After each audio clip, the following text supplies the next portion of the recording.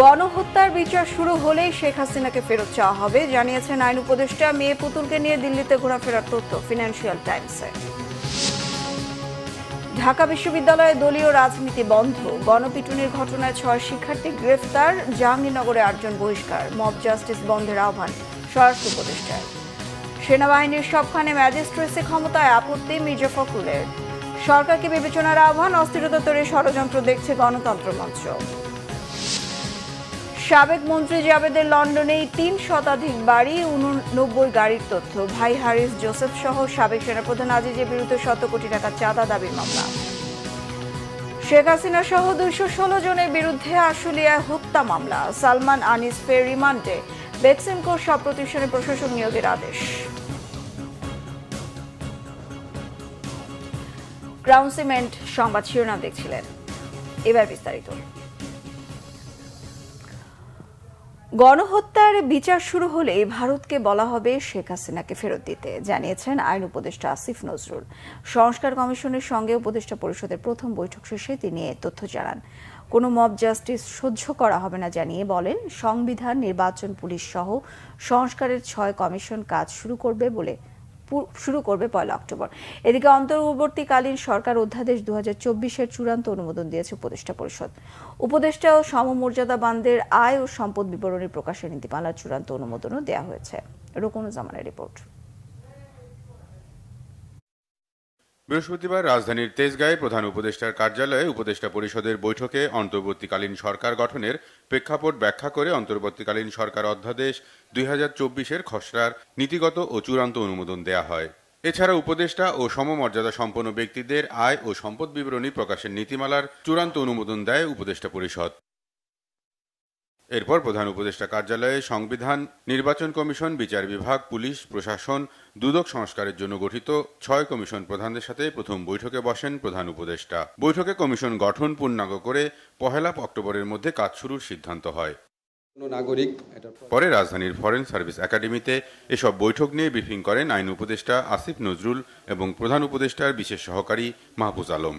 কমিশনগুলো report তৈরির সময় গণহত্যায় জড়িত ব্যক্তি দল বাদে সব শ্রেণী, পেশা, দল, মত, জনসাধারণের সাথে আলোচনা করবে। সংস্কার কমিশনগুলোর কার্যপ্রক্রিয়াও স্পষ্ট করা হয়। যারা গণহত্যাকারী ছিল, যারা মানবতা বিরোধী অপরাধ করেছে, আমাদের প্রায় 1000 মানুষকে হত্যা করেছে, আরও অনেক অনেক অনেক মানুষকে গুরুতর আহত করেছে, চক্ষুহীন করেছে, এবং যারা বিচারের ভয়ে পালিয়ে বেড়াচ্ছে তাদের সাথে কোনো আলোচনা হবে না।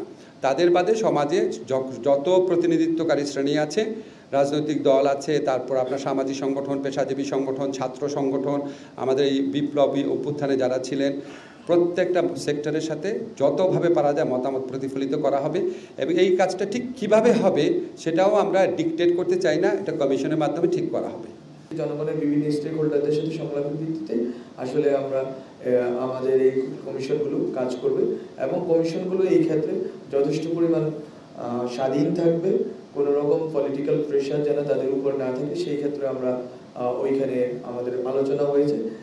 গণহত্যার বিচার শুরুর কাজ অনেকটা এগিয়েছে বলেও জানান আইন উপদেষ্টা। আমাদের সাথে ভারতের এক্সট্রাডিশন ট্রিটি আছে। সেই এক্সট্রাডিশন ট্রিটি অনুযায়ী ভারতে যদি কোনো আমাদের কনভিক্টেড মানুষ থাকেন, উনি সাবেক প্রধানমন্ত্রী হন আর যাই হন না কেন, ওনার এক্সট্রাডিশন বা প্রত্যর্পণ আমরা চাইতে পারি।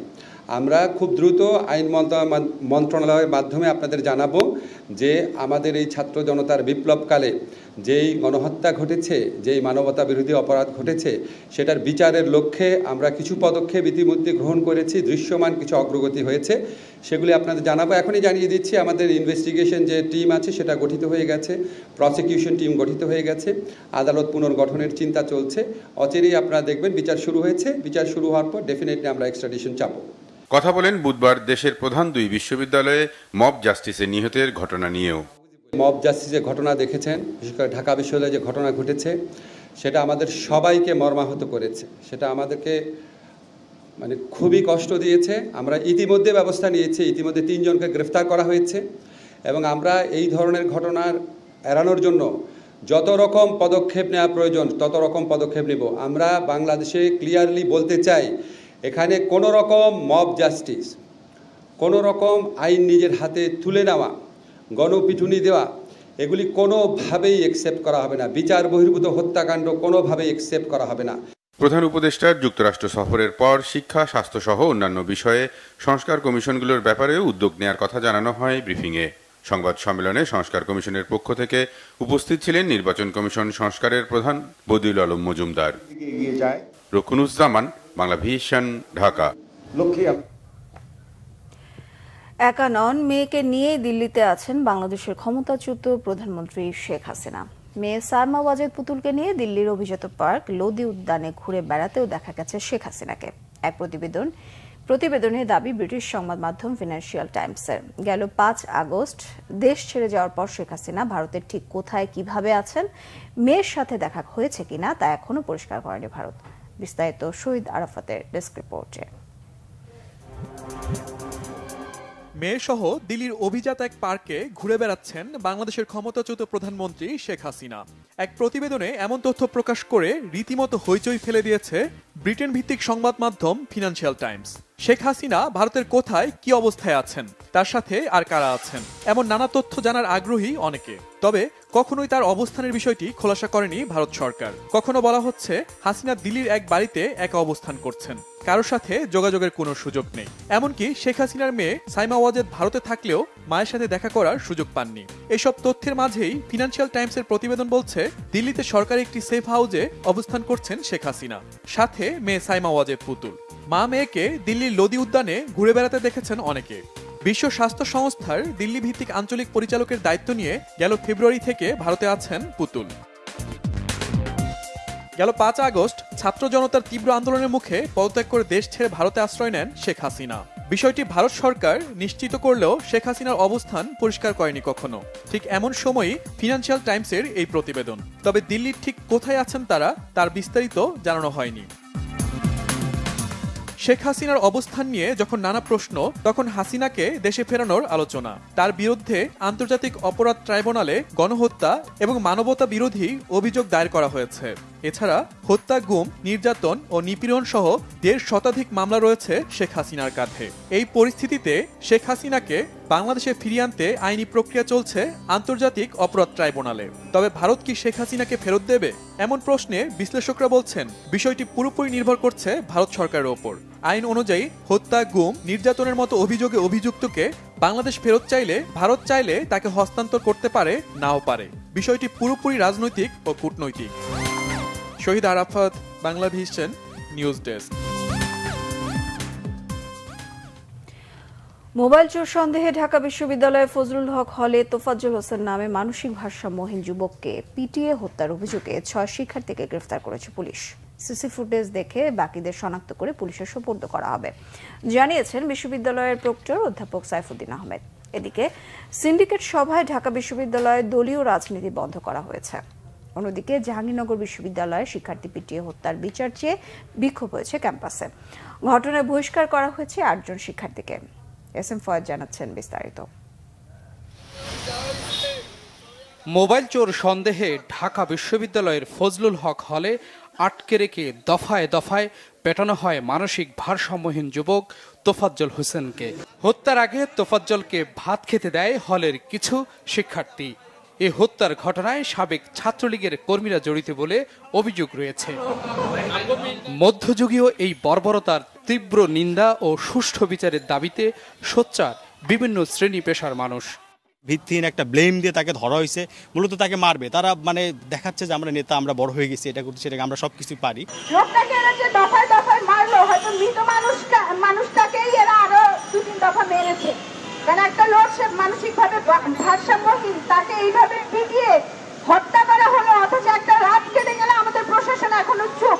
ততক্ষণ পর্যন্ত রাজপথে থাকবো যতক্ষণ না পর্যন্ত এই হত্যাকারীদের গ্রেফতার না করা হয়। অনেকক্ষণ ধরে চর থাপ্পড় মারার পরে যখন সে ক্লান্ত হয়ে যায়, তারপরে শিক্ষার্থীরা তাকে হলের ক্যান্টিনে খাবার দাবার খাওয়ায়। তদন্তের মাধ্যমে আমরা চাই তাদেরকে শাস্তির আওতায় আনা হোক, এবং এই জিনিসটাও সাথে সাথে খেয়াল রাখতে হবে যে নিরপরাধ কেউ যাতে এর দায়ে ফেসে না যায়। যে মব জাস্টিস চলমান, এটা বন্ধ করতে হবে।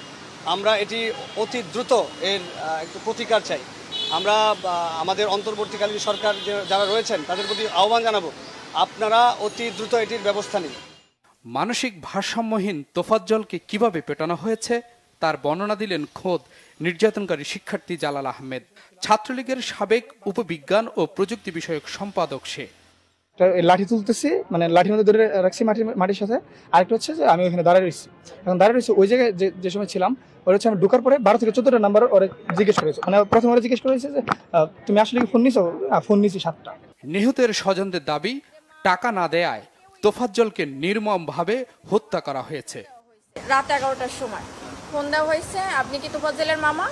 তখন আমার আব্বা ধরছে যে, তখন বলছে যে তোফাজ্জল এরকমের, আমরা ওরে আটকাইছে, এই হলে আছে, এখানে এখন ওকে মানে নিতে হলে টাকা দিতে হইবে 35,000 টাকা দিয়ে ছাড়াই নেন, নাহলে আমরা ওরা ছাড়বো না, ওরে আরো মারবো। বৃহস্পতিবার এই ঘটনায় বাদী হয়ে শাহবাগ থানায় মামলা দায়ের করেন বিশ্ববিদ্যালয় কর্তৃপক্ষ। মামলায় অজ্ঞাতদের আসামি করা হয়। একই সাথে 7 সদস্যের একটি তদন্ত কমিটিও গঠন করেছে বিশ্ববিদ্যালয় প্রশাসন।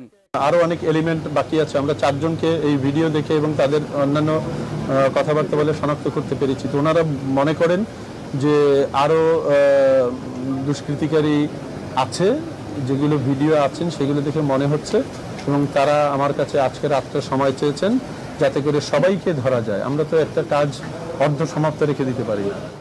সিসিটিভির ফুটেজ দেখে বাকিদেরকেও শনাক্ত করার কাজ চলছে, জানিয়েছে শাহবাগ থানা পুলিশ। এজাহার দায়ের করেছে, আমরা আইনানুগভাবে মামলা রুজু করেছি। মামলা রুজু করার পর তদন্ত সাপেক্ষে আইনানুগ যে প্রক্রিয়া আছে, আইন তার নিজস্ব গতিতে চলবে।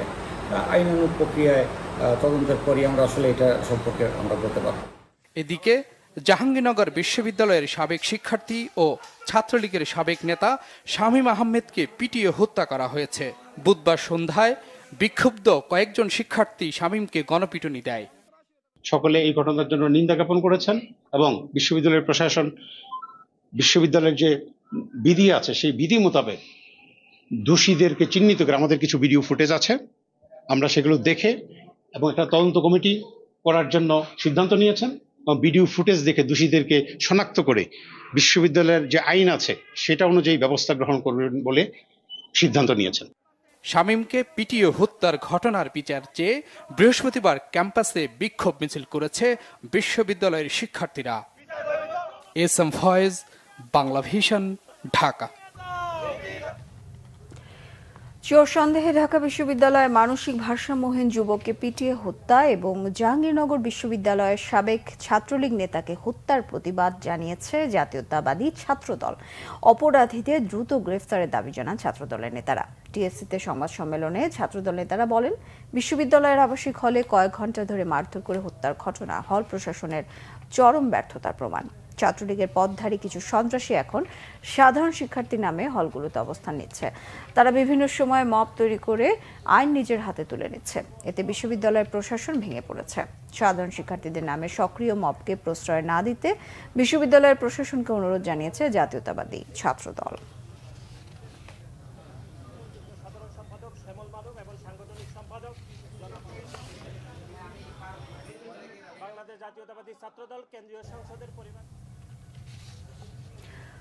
তদন্ত ছাড়া কাউকে গ্রেফতার না করতে নির্দেশ দিয়েছেন স্বরাষ্ট্র উপদেষ্টা অবসরপ্রাপ্ত লেফটেন্যান্ট জেনারেল জাহাঙ্গীর আলম চৌধুরী।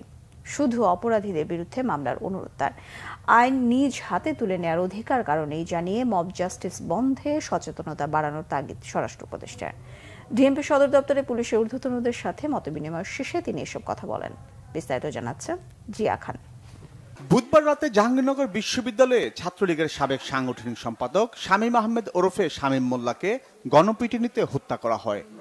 ঢাকা বিশ্ববিদ্যালয়ে চোর সন্দেহে একজনকে পিটিয়ে হত্যা করা হয়। মব জাস্টিসের বেশ কিছু ঘটনায় আতঙ্কিত সাধারণ মানুষ।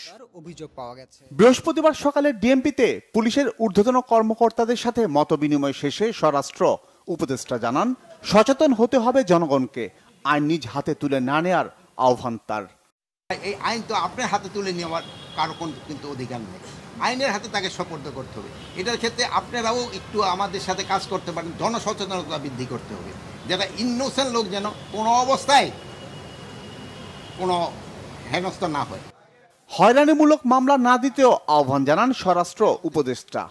তা আপনাদের কাছে আমার অনুরোধ, শুধু যারা দোষী তাদেরই নাম দেন, অন্য কারোর নাম দেন না। অন্য কাছে নাম দিলে এটা করতে তদন্ত করতে সময়ও বেশি যাচ্ছে এবং অনেক সময় নিরীহ লোকও যেন হেনস্থা না হয়ে দিয়ে খেয়াল রাখে।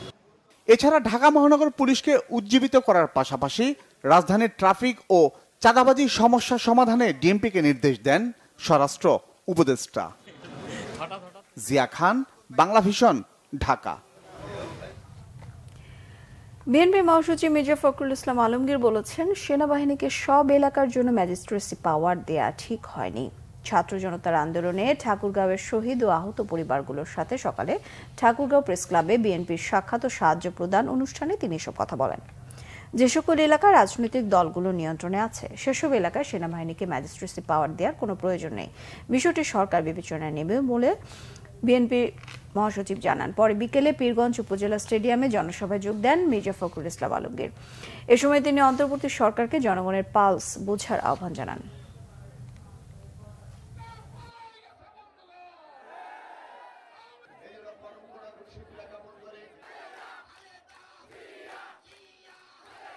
আমাদেরকে এখন একটু ধৈর্য ধরতে হবে, ধৈর্য ধরে আমরা এদেরকে সহযোগিতা করব। ওনারা জঞ্জাল সাফ করে সুন্দর একটা মাঠ তৈরি হবে, ওই মাঠে তো ফুটবল খেলা হবে। কাদের সাহেবকে বলবো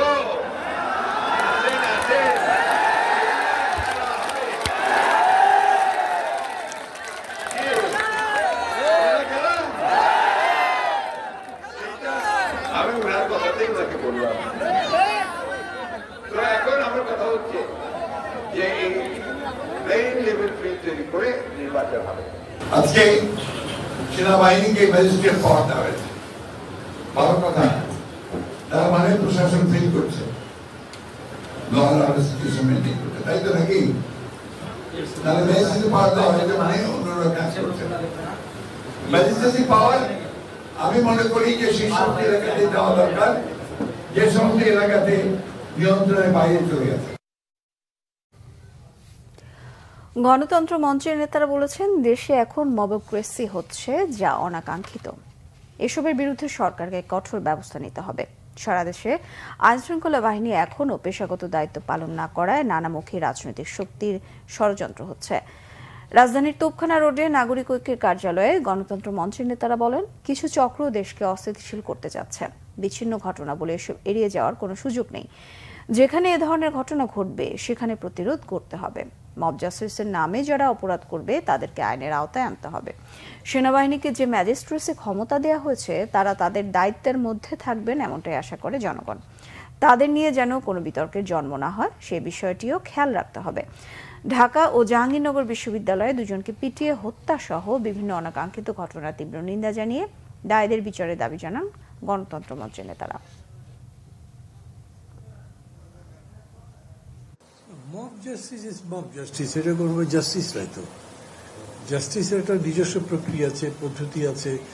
এটা মানে একেবারে মবক্রেসি এক কথায়, খুবই অনাকাঙ্ক্ষিত। এগুলো ক্ষতিকর, সমাজের মানে যে ডিসিপ্লিনে যে ফ্যাব্রিকটা থাকে এটা নষ্ট হয়ে যায়। এরকম ঘটনা যখন ঘটছে ইন্ডিভিজুয়াল কেসেস ধরে ধরে এগুলোর ব্যাপারে যাতে ব্যবস্থা নেয়, কিছু ব্যবস্থা না নিলে এগুলো তো বন্ধ হবে না। সবকিছু মিলে একটা অ্যানার্কিক সিচুয়েশনের দিকে যাচ্ছে, যে এটা ইমিডিয়েটলি স্টপ করার জন্য গভর্নমেন্টের একটা পথ দেওয়া উচিত। বিভিন্ন মতলববাজ, বিভিন্ন ফন্দিবাজ লোক, স্বার্থান্বেষী গ্রুপ, এদের নানা ধরনের ইন্টারেস্ট কাজ করতে পারে, তারাও এই পরিস্থিতির সুযোগ গ্রহণ করতে পারে। ফ্যাসিবাদী শক্তির কোনো না কোনোভাবে এদের ফিরে আসার জন্য একটা জমিন তৈরি করা মনস্তাত্ত্বিকভাবে, সামাজিকভাবে সে ধরনের কাজ করছে কিনা এটা দেখার দায়িত্ব সরকারের। সংশ্লিষ্ট তাদের গোয়েন্দা সংস্থা আছে, বাহিনী আছে। এগুলোকে আমি মনে করি বিচ্ছিন্ন বিক্ষিপ্ত ঘটনা বলে এগুলোকে এড়িয়ে যাওয়া, পাশ কাটিয়ে যাওয়ার কোনো সুযোগ নেই। বিদেশে সম্পদের পাহাড় বিগত শেখ হাসিনা সরকারের ভূমিমন্ত্রী সাইফুজ্জামান চৌধুরী জাবেদের। তার সম্পদের মধ্যে রয়েছে লন্ডনেই 3 শতাধিক বাড়ি, বিলাসবহুল গাড়ি। ভূমিমন্ত্রী থাকাকালীন 2020 সালে যুক্তরাজ্যে কিনেছেন 89টি বিলাসবহুল বাড়ি। বাড়ি কেনার নেশায় মত্ত আওয়ামী লীগের সাবেক মন্ত্রী দুবাই আর যুক্তরাষ্ট্রেও কিনেছেন অনেক অ্যাপার্টমেন্ট, বাগানবাড়ি সহ অঢেল সম্পত্তি। দোহা ভিত্তিক আন্তর্জাতিক সংবাদ মাধ্যম আল জাজিরার অনুসন্ধানে উঠে এসেছে এসব তথ্য। পাশাপাশি উঠে এসেছে তার বিলাসবহুল লাইফস্টাইলের চিত্র। আরো জানাচ্ছেন আহমেদ সারোয়ার। কে পালাবে? পালানোর মতো কি পরিবেশ হয়েছে যে আমাদেরকে কথায় কথা বলছে পালানোর সময়ও পাবে না? আমরা কি চোর না আমরা ডাকাত? দম্ভ দেখানো এই মানুষটিও পালিয়ে গেছেন। কবে, কোথায়, কিভাবে পালিয়ে গেছেন তা জানা না গেলেও জানা গেছে তার অঢেল সম্পত্তির খতিয়ান। অবিশ্বাস্য মনে হলেও সাইফুজ্জামান চৌধুরীর সম্পদের হিসাব নিয়ে রীতিমতো গবেষণা আর দীর্ঘ সময় ধরে অনুসন্ধান করেছে আল জাজিরা টেলিভিশন। যদিও সাবেক ভূমিমন্ত্রীর দুর্নীতির ফেরিস্তি কিছুটা তুলে ধরেছিল টিআইবি, দ্বাদশ জাতীয় সংসদ নির্বাচনকে সামনে রেখে নির্বাচন কমিশনে জমা দেয়া হলফনামা বিশ্লেষণ করে প্রার্থীদের আর্থিক অবস্থা নিয়ে 2023 সালের 26 ডিসেম্বর সংবাদ সম্মেলন করে টিআইবি। তাতে টিআইবির নির্বাহী পরিচালক প্রথমবারের মতো জানান একজন মন্ত্রীর বিদেশে চলমান ব্যবসার মূল্য 2312 কোটি টাকা। সম্পদ বিকাশ হয়েছে, যদি বৈধভাবে হয়ে থাকে তাহলে কিন্তু কারোই কোনো আপত্তি থাকবে না, কোনো কোশ্চেন করার কোনো অধিকার থাকবে না কারো। কিন্তু অবৈধ প্রক্রিয়া যদি হয়ে থাকে, বৈধের সাথে অসামঞ্জস্যপূর্ণ প্রক্রিয়া হয়ে থাকে যদি, এবং তারও উপর যদি আবার সেটা গোপন তথ্য গোপনও রাখা হয়ে থাকে, উভয় ক্ষেত্রে কিন্তু শাস্তিযোগ্য অপরাধ এবং সেটি জবাবদিহিতা নিশ্চিত করা দরকার। এরপরই 29 ডিসেম্বর দেশের গণমাধ্যমগুলোতে উঠে আসে তৎকালীন ভূমিমন্ত্রী সাইফুজ্জামানের নাম। এসব অভিযোগের বিষয়ে নিজের অবস্থান পরিষ্কার করতে সংবাদ সম্মেলনও করেন সাইফুজ্জামান চৌধুরী। যদি 1 টাকার দুর্নীতি পাই, আমি কথা দিচ্ছি আপনাদের এই প্রেস কনফারেন্সে, আমি এমপি থেকে রিজাইন দিব। I am very clean man. দুর্নীতি অস্বীকার করলেও এবার সবকিছু অনেকটা পরিষ্কার হয়ে যায় আল জাজিরার অনুসন্ধানী রিপোর্টে বলা হয় বিদেশে সাবেক এ দুর্নীতিবাজ মন্ত্রীর রয়েছে শত শত ফ্ল্যাট ও গাড়ি। মোট 5টি দেশে 8,000 কোটি টাকার বিনিয়োগ রয়েছে। ধারণা করা হচ্ছে এর বাইরে আরো সম্পদ থাকতে পারে সাইফুজ্জামান চৌধুরীর। I love this house. And I also have a portfolio in Dubai. I have the best property in downtown. I have near Dubai Mall in Opera. I have a very penthouse, nice penthouse. I also ordered in Harris, custom made. Takes 4 months. I probably have £3,000 each. Each? Each. 3,000 pounds. What shoes are that? Ostrich. And croc. Baby croc. Belly croc. Half. ব্যবসায়ী হিসেবে সাইফুজ্জামান ও তার বাবা আখতারুজ্জামান চৌধুরীর নাম ডাক থাকলেও সম্পদ ক্রয়ে দুর্নীতির বিষয়টি উঠে আসে প্রায় সম্পদ কেনা হয় 2016 থেকে 2023 মধ্যে, যে সময় সাইফুজ্জামান চৌধুরী শেখ হাসিনার নেতৃত্বাধীন সরকারের মন্ত্রিসভায় দায়িত্ব পালন করেন। তবে সবশেষ 2024 সালের মন্ত্রিসভায় জায়গা হয়নি তার। এখনো দেশের মাটিতে নেই তিনি। অনেকটা নাটকীয়তার মাধ্যমে আল জাজিরা তথ্যচিত্রে জানানো হয় নিরাপদেই দেশ ত্যাগ করেছেন তিনি। আমি নিরাপদে আছি আল্লাহ। কিন্তু বেরোতে পারেন নাই? বেরিয়েছি। ওয়াও, কোথায় আপনি এখন?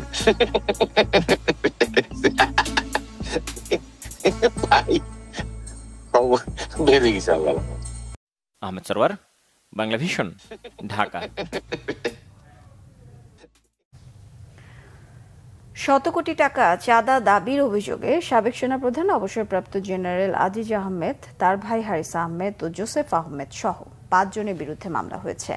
ঢাকার সিএমএম আদালতে বাদী হয়ে মামলা করেন Japan Bangladesh security printing and পেপারসের চেয়ারম্যান সেলিম প্রধান। বাদীর জবানবন্দি গ্রহণ করে ঢাকা মহানগর হাকিম মোহাম্মদ আলী হায়দার কামাল ঘটনার বিষয়ে সিআইডিকে তদন্ত করে প্রতিবেদন দেওয়ার নির্দেশ দেন। 2019 সালের 7 সেপ্টেম্বর অন্যান্য আসামিদের নির্দেশে শাফিউল্লাহ বুলবুল সেলিম প্রধানের গুলশানের বাসায় গিয়ে রেঞ্জ রোভার গাড়ি চাঁদা দাবি করে। পরবর্তীতে 24 সেপ্টেম্বর আবারও 100 কোটি টাকা চাঁদা দাবি করে আসামিরা। ক্ষমতাচ্যুত সাবেক প্রধানমন্ত্রী ও আওয়ামী লীগের সভাপতি শেখ হাসিনা, তার বোন শেখ রেহানা, সাবেক প্রধানমন্ত্রীর তথ্য প্রযুক্তি বিষয়ক উপদেষ্টা ও ছেলে সজীব ওয়াজেদ জয় সহ 216 জনকে আসামি করে সাভারের আশুলিয়া থানায় একটি হত্যা মামলা দায়ের করা হয়েছে। বৈষম্য বিরোধী ছাত্র আন্দোলন চলাকালে রাসেল গাজী নামের এক যুবককে গুলি করে হত্যার ঘটনায় বৃহস্পতিবার সকালে মামলাটি দায়ের করেন তার মামাতো ভাই সাহেব আলী। আসামিদের বিরুদ্ধে পরস্পরের যোগসাজশে অস্ত্রশস্ত্রে সজ্জিত হয়ে দাঙ্গা হাঙ্গামা, মারপিট ও গুলি বর্ষণ করে হত্যার হুকুম দেওয়ার অভিযোগ আনা হয়েছে। মামলার বিষয়টি নিশ্চিত করেছেন আশুলিয়া থানার ভারপ্রাপ্ত কর্মকর্তা আবু বকর সিদ্দিক। নিহত রাসেল গাজী ঢাকা জেলার সাভার উপজেলার আশুলিয়া থানার গাজীর চট মধ্যপাড়া গ্রামের মৃত বেলায়েত গাজীর ছেলে। গত 5 আগস্ট শেখ হাসিনার পদত্যাগ ও দেশত্যাগের মধ্য দিয়ে পতন ঘটে স্বৈরাচারী আওয়ামী লীগ সরকারের। ওই দিন বেলা 11টার দিকে আশুলিয়ার বাইপাইল পুলিশ বক্সের সামনে গুলিবিদ্ধ হয়ে প্রাণ হারান রাসেল গাজী। মামলায় অন্যান্য আসামিদের মধ্যে রয়েছেন আওয়ামী লীগের সাধারণ সম্পাদক এবং সাবেক সড়ক পরিবহন ও সেতুমন্ত্রী ওবায়দুল কাদের, সাবেক স্বরাষ্ট্রমন্ত্রী আসাদুজ্জামান খান কামাল, সাবেক পররাষ্ট্রমন্ত্রী হাসান মাহমুদ।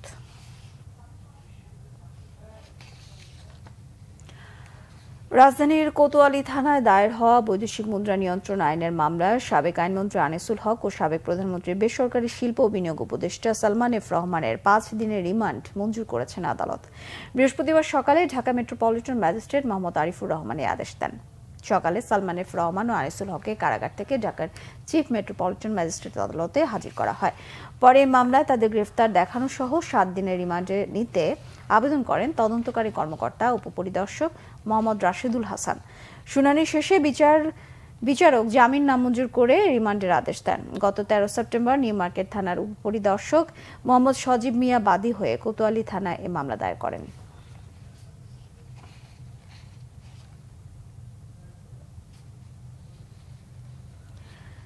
সালমান এফ রহমানের বেক্সিমকো গ্রুপের সব সম্পত্তি রক্ষণাবেক্ষণের জন্য রিসিভার নিয়োগ দিতে বাংলাদেশ ব্যাংককে নির্দেশ দিয়েছেন হাইকোর্ট। একই সঙ্গে সালমান এফ রহমান বিদেশে যে অর্থ পাচার করেছেন তা ফেরত আনারও নির্দেশ দিয়েছেন আদালত।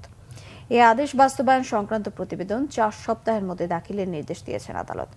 এই সংক্রান্ত রিটের শুনানি নিয়ে গত 5 সেপ্টেম্বর বিচারপতি A.K.M. আসাদুজ্জামান ও বিচারপতি মোহাম্মদ মাহবুবুল ইসলামের হাইকোর্ট বেঞ্চ রুল সহ আদেশ দেন।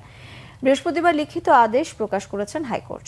সেই আদেশে প্রকাশিত অনুলিপিতে রিসিভার নিয়োগের নির্দেশের বিষয়টি রয়েছে এবং বেক্সিমকো গ্রুপ অব কোম্পানির সমস্ত সম্পত্তি সংযুক্ত করার নির্দেশনা দেওয়া হয়েছে। আদালতে এই রিটের পক্ষে শুনানি করেন রিটকারী আইনজীবী মাসুদার সোবহান, আর রাষ্ট্রপক্ষ ছিলেন deputy attorney general Redwan Ahmed রাঞ্জি।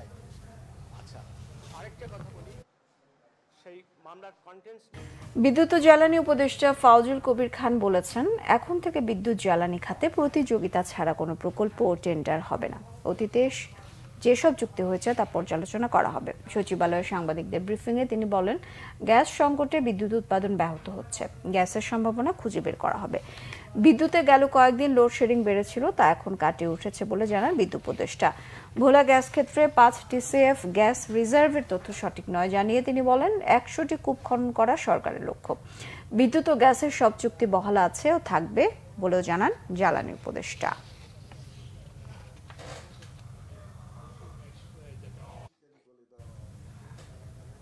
এখন প্রতিযোগিতা ছাড়া গণমাধ্যমের স্বাধীনতা বিরোধী সকল কালা কানুন বাতিল, সাগর রুনি সহ সকল সাংবাদিক হত্যার বিচার ও সাংবাদিক সুরক্ষা আইন প্রণয়নের দাবি জানিয়েছে বাংলাদেশ ফেডারেল সাংবাদিক ইউনিয়ন BFUJ এবং ঢাকা সাংবাদিক ইউনিয়ন DUJ। বৃহস্পতিবার সকালে জাতীয় প্রেস ক্লাবের সামনে বিক্ষোভ সমাবেশে এসব দাবি জানান সংগঠনটির সাংবাদিক নেতারা। এ সময় BFUJ-এর মহাসচিব কাদের গনি চৌধুরী সাগর রুনি হত্যার বিচারের দাবি জানান। তিনি অভিযোগ করেন, ফ্যাসিবাদ সরকার থেকে সুবিধা নেওয়া গোষ্ঠী সাংবাদিক সমাজে বিভেদ সৃষ্টি করতে চাচ্ছে, ঐক্যবদ্ধভাবে তাদের মোকাবেলা করতে হবে। বিএনপির ভাইস চেয়ারম্যান শামসুজ্জামান দুদু বলেন, দেশে নানা ষড়যন্ত্র অব্যাহত রয়েছে, গণতান্ত্রিক সরকার আসার আগ পর্যন্ত সবাইকে ঐক্যবদ্ধ থাকতে হবে। বিক্ষোভ সমাবেশে আরও বক্তব্য রাখেন জাতীয় প্রেস ক্লাবের সভাপতি কবি হাসান হাফিজ, ঢাকা সাংবাদিক ইউনিয়ন সভাপতি শহীদুল ইসলাম ও বিএনপি নেতা হাবিবুর রহমান হাবিব সহ অন্য সাংবাদিক নেতারা। সমাবেশ শেষে করা হয় বিক্ষোভ মিছিল। রাজধানীর চাংখারপুর এলাকায় গত 5 আগস্ট শহীদ 8ম শ্রেণীর ছাত্র শাহরিয়ার খান আনাসের বাসায় আজ গিয়েছিলেন বিএনপির আন্তর্জাতিক বিষয়ক কমিটির সদস্য ইঞ্জিনিয়ার ইশরাক হোসেন। দীননাথ সেন রোডের বাসায় গিয়ে পরিবারের সদস্যদের তিনি সান্ত্বনা দেন। এছাড়া আদর্শ একাডেমি স্কুলের 10ম শ্রেণীর ছাত্র মেহেদী হাসান জুনায়েদের বাসায়ও যান ইঞ্জিনিয়ার ইশরাক হোসেন। গ্যান্ডারিয়ার 45 নম্বর ওয়ার্ডের বাসায় গিয়ে শহীদ পরিবারের সদস্যদের সাথে কথা বলেন তিনি। এছাড়াও করাতিটোলার 40 নম্বর ওয়ার্ডের শহীদ ইসমাইল হোসেন রাব্বির বাসায়ও যান ইঞ্জিনিয়ার ইশরাক। গণতন্ত্র প্রতিষ্ঠান সংগ্রামে ছাত্র জনতার আন্দোলনে শহীদ পরিবারের পাশে থাকার কথা জানান বিএনপির নেতা। তিনি বলেন, দীর্ঘ আন্দোলন সংগ্রামের পর দেশ স্বৈরাচার মুক্ত হয়েছে, এখন দেশকে সামনের দিকে এগিয়ে নিতে সম্মিলিতভাবে কাজ করতে হবে।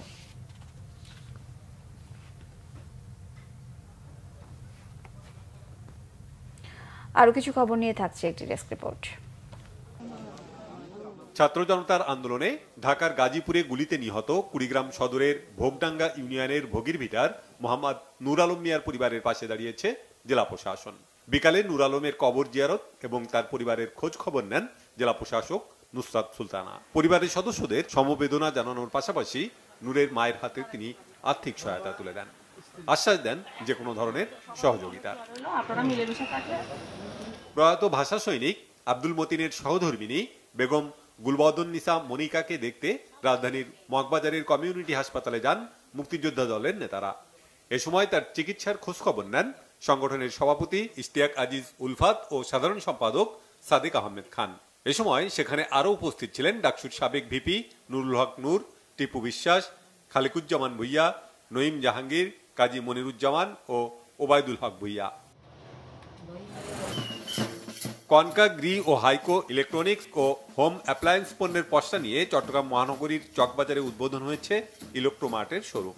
দুপুরে এই সেলস সেন্টারের উদ্বোধন করেন ইলেকট্রোমার্ট গ্রুপের চেয়ারম্যান মোহাম্মদ নুরুন নেওয়াজ ও national sales manager retail Mohammad Julhak Hossain. তারা জানান, দীর্ঘ 2 যুগের বেশি সময় ধরে দেশের ইলেকট্রনিক্স ও হোম অ্যাপ্লায়েন্স পণ্যের গ্রাহকদের চাহিদা, বিশ্বস্ততা ও সুনামের সাথে পূরণ করে আসছে কনকা, গ্রি ও হাইকো ব্র্যান্ডের পণ্য। স্থানীয় গণ্যমান্য ব্যক্তিরা এ সময় উপস্থিত ছিলেন।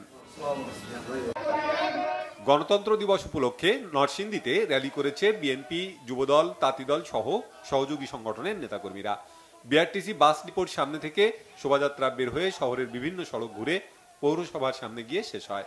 এতে অংশ নেন শহর বিএনপির সাবেক সভাপতি বাবুল সরকার, জেলা বিএনপির সাবেক যুব বিষয়ক সম্পাদক আলমগীর হাবিব, জেলা যুবদলের সিনিয়র সহ সভাপতি শাহেন শাহ শানু, তাঁতি দলের সভাপতি হুমায়ুন কবির কামাল সহ অন্য নেতারা।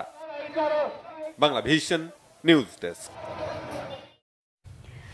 সংবাদ শেষ করব ক্রাউন সিমেন্ট সংবাদ শিরোনামগুলো আরো একবার জানিয়ে।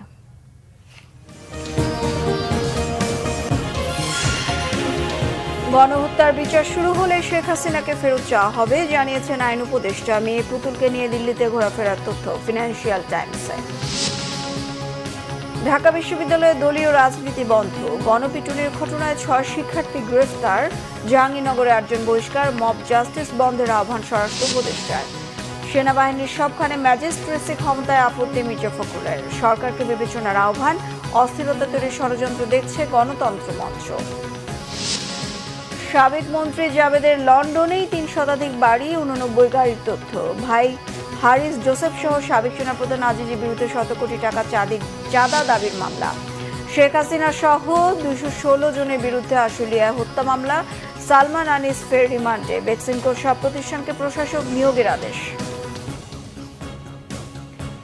এই ছিল এখনকার মতো। পরের সংবাদ রাত 1টায় দেখার আমন্ত্রণ রইল। এছাড়া বাংলা ভিশন সংবাদ ও সংবাদ সংশ্লিষ্ট অনুষ্ঠান দেখতে ভিজিট করুন www.bvnews24.com ও facebook.com/banglavisionnews। সাবস্ক্রাইব করুন youtube.com/banglavisionnews। সঙ্গে থাকায় ধন্যবাদ সবাইকে।